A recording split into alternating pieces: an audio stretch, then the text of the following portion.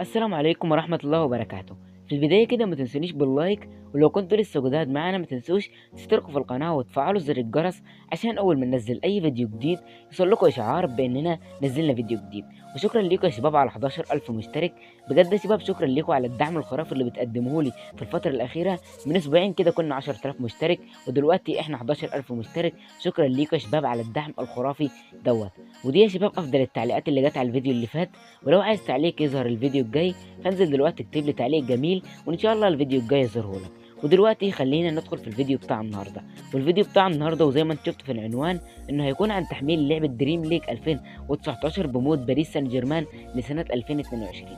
المود دوت من تصميم دي زد داكر، وسايب لك رابط قناه دي زد داكر في اول تعليق انا مثبته. المود دوت احترافي جدا بيحول لك اللعبه بشكل كامل لفريق باريس سان جيرمان. اول حاجه بيغيرها لك واللي هو الغلاف الخاص باللعبه، بيخلوه لك غلاف خاص بفريق باريس سان جيرمان. وتاني حاجه بيغيرها واللي هي القوائم، وبرضه يا شباب بيخليها لك قوائم خاصه بفريق باريس سان جيرمان. الغلاف والقوائم هنستعرضها لما نحمل اللعبه. والفريق الخاص بيك بيكون فريق باريس سان جيرمان محدث لسنه 2022، يعني هتلاقي الانتقالات الموجوده في الفريق متحدثه لسنه 2022. ومن الانتقالات اللي هتلاقيها في فريقك اللي هو اللاعب ليونيل ميسي وفينالدوم والحارس دوناروما وراموس واللاعب اشرف حكيمي. وهنستعرض الفريق كله لما نحمل اللعبه. ومش بس طبعا الانتقالات، حتى الاطقم هتلاقيها اخر الاطقم الخاصه بفريق باريس سان جيرمان. فليكن انت عايز تشتري اي لاعب لفريق باريس سان جيرمان فانت هتقدر تشتريه بدون اي مشاكل. ليه؟ لان هتلاقي كل اللاعبين مفتوحين ومعاك اموال لا نهائيه. يعني لو دخلت على قائمه الانتقالات هتلاقي كل اللاعبين مفتوحين، يعني هتقدر تشتري اي لاعب، وخصوصا انك معاك اموال لا نهائيه. والمود دوت بيحل لك مشكله الشعارات، لان لعبه دريم ليج 2019 وزي ما قلت لكم في اكتر من فيديو انها مش واخده لحقوق انها تحط شعار اي فريق داخل اللعبه. فالمود دوت بيحل لك المشكله دي وبيصحح لك الشعارات، يعني هتلاقي كل الفرق الشعارات بتاعتها الحقيقيه. والمود دوت بيغير لك شكل خيار المالتي الى شكل احترافي جدا، وهتشوفوه لما نحمل اللعبه. مود احترافي جدا وهنستعرض لكم كل حاجه في المود دوت لما نحمل اللعبه. لكن دلوقتي يا شباب خلينا ندخل في طريقه تحميل اللعبه. في طريقه تحميل اللعبه دي هنحتاج برنامج اسمه زي ارشيفر، وبرنامج الزي ارشيفر دوت سايب لك الرابط بتاعه في الوصف. فانت بعد ما بتحمله من الرابط اللي سايبه لك في الوصف هتدخل عليه عادي خالص. برنامج الزي ارشيفر هيفتح معاك بالواجهه دي، فهتروح لمجلد اسمه داونلود. هتلاقي الثلاث ملفات دولت عباره عن ملف اي بي كي، ملف داتا، ملف او بي بي، وكل ملف فيهم سايب لك ليه رابط في الوصف. فاول حاجه بتعملها بتروح لاول ملف معانا واللي هو ملف الداتا، بتضغط عليه ضغطه واحده يظهر لك قايمه بالشكل دوت. فانت هتضغط على رابع خيار في القايمه دي واللي هو خيار استخراج.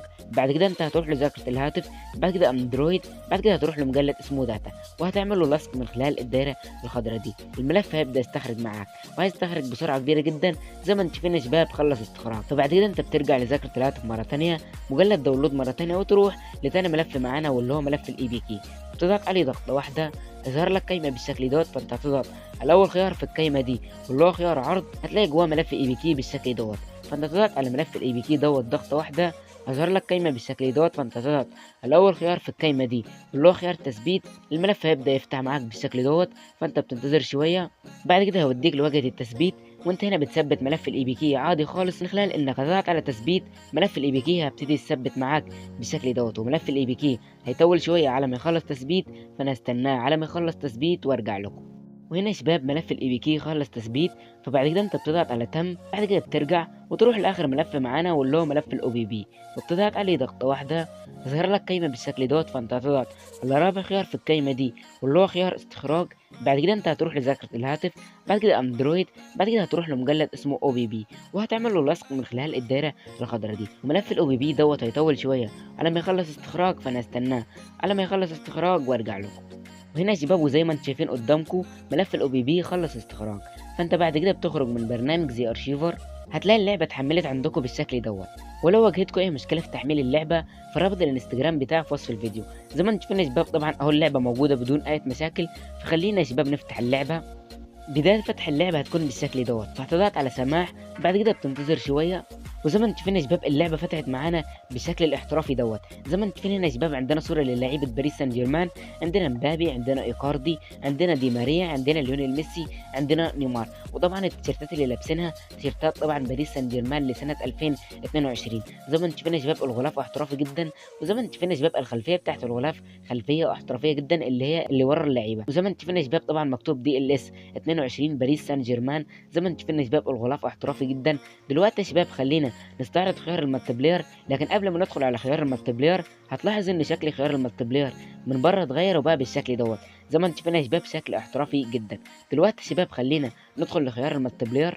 زي ما انتم شايفين يا شباب دوت خيار المالتي بلاير. وزي ما انتم شايفين هنا يا شباب طبعا عندنا صوره اللاعب ليونيل ميسي، وطبعا في ايده طبعا اللي هو تيشيرت باريس سان جيرمان لسنه 2022. زي ما انتم شايفين يا شباب القوائم باللون الازرق وشكلها احترافي جدا. زي ما انتم شايفين يا شباب شكل خيار المالتي بلاير متغير بالكامل وبالشكل الاحترافي دوت. دلوقتي يا شباب خلينا نخرج من خيار المالتي بلاير ونروح يا شباب لخيار الكارير. زي ما انتم شايفين يا شباب دوت خيار الكارير. وزي ما انتم شايفين يا شباب القوائم الاحترافيه الخاصه باللعبه كلها قوائم خاصه بفريق باريس سان جيرمان. عندنا هنا يا شباب صوره اللاعب ايكاردي وصوره اللاعب امبابي وصوره دي ماريا، وجنبهم طبعا عندنا صوره طبعا اللاعب اللي هو نيمار ودونا روما وتقريبا دوت كيمبيمبي. وتحت يا شباب عندنا صوره اللاعب المغربي اشرف حكيمي وصوره اللاعب سيرجيو راموس وصوره اللاعب ليونيل ميسي. وزي ما انتم شايفين يا شباب طبعا كل قائمه مكتوب عليها الاسم. زي ما انتم شايفين هنا يا شباب طبعا عندنا بلاي ماتش، عندنا المانجر، عندنا يا شباب الماي كلاب. زي ما انتم شايفين يا شباب القوائم احترافيه جدا وبالشكل الجامد دوت. دلوقتي يا شباب خلينا نروح نستعرض الفريق الخاص بيك داخل اللعبه. وزي ما قلت لك في اول الفيديو انك هتلاقيه فريق باريس سان جيرمان محدث لسنه 2022. عندنا هنا يا شباب دي ماريا، عندنا مبابي، عندنا نيمار، وعندنا ميسي دوت يا شباب احدث انتقال في فريق باريس سان جيرمان. وعندنا هنا يا شباب فيراتي، وعندنا فينالدوم وبرده دوت يا شباب انتقال جديد لفريق باريس سان جيرمان.